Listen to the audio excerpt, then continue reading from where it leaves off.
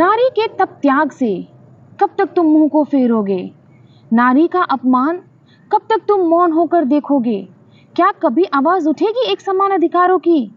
क्या कभी लड़ाई थमेगी जीवन से जीवन के विचारों की? महिला जज गिड़गिड़ाती रही। दरोगा जी, जी मैडम, जी मैडम, राइट मैम कहकर टालते रहे।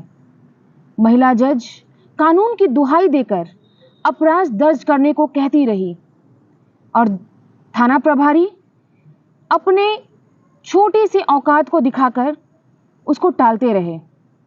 इतने में महिला जज सिसकने लगी, रोने लगी। तब भी थाना प्रभारी जी ने अपनी एक छोटी सी पद को बताते हुए, हवाला देते हुए दर्ज नहीं किया और कहते रहे कि मैम, हम तो आपका बहुत सम्मान करते हैं मैम।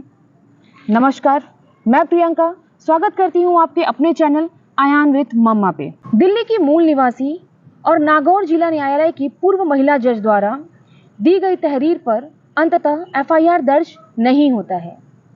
महिला जब थाना प्रभारी से बात करते हुए लाचार होकर सिसकना, रोना देखकर क्या यह नहीं लगता कि यह सिसकी कानून की है और संविधान ऐसे में आहें भरता दिख रहा है?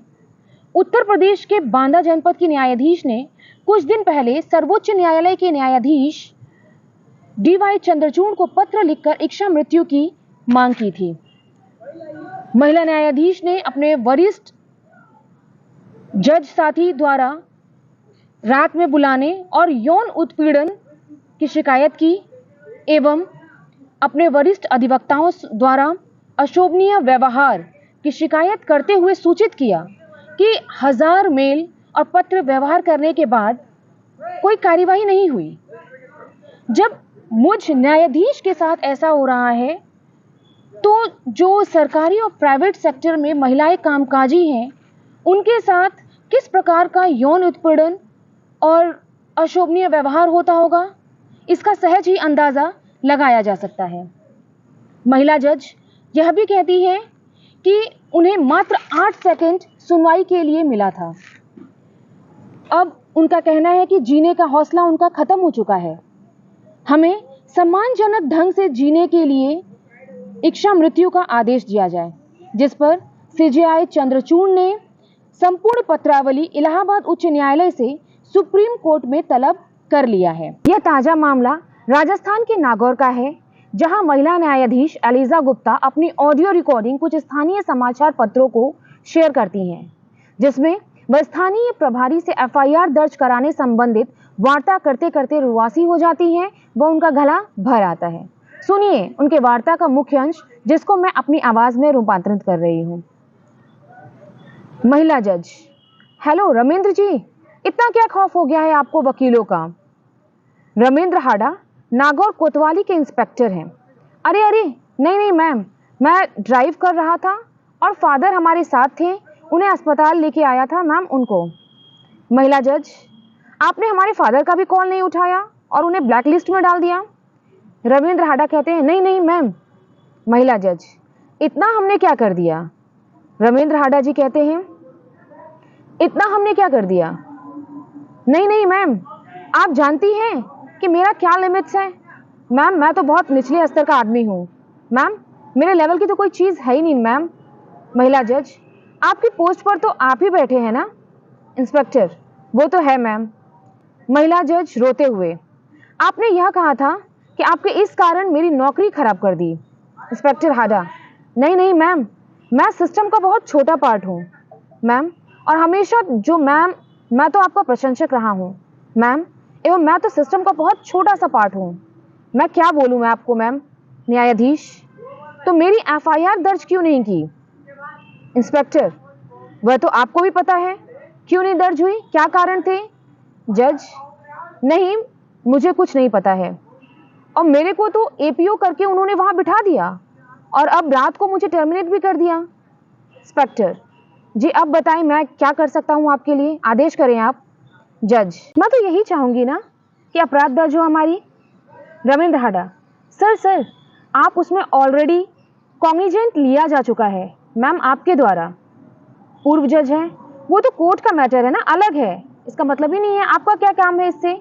आपको तो अपराध दर्ज करनी है ना। रविंद्र हाडा, जी जी जी। जज, ओ वो तो कोर्ट देखेगी ना, supreme court, district court, court जो भी आगे है ये वो देखेंगे क्या होना है क्या नहीं होना है। आपकी इन्वेस्टिगेशन देखेगी कि आगे केस में क्या होता है, आपका मेन काम क्या होता है। आप अपराध तो दर्ज कर सकते हो ना। हारा जी कहते हैं जी जी।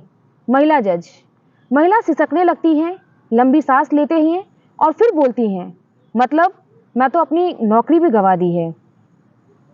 हाडा जी कुछ देर चुप रहने के बाद, सर सर एक बार मैं बात कर लेता हूँ सर, अपने जो सीनियर अधिकारी हैं सीईओ से।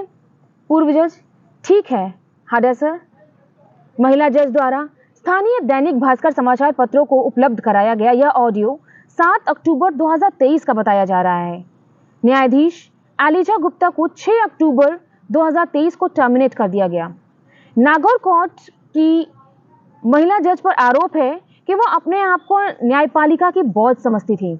उन्हें ये लगता था कि वो सर्वोच्च हैं। अधिवक्ताओं को वो अपमानित करने का उनका स्वभाव था।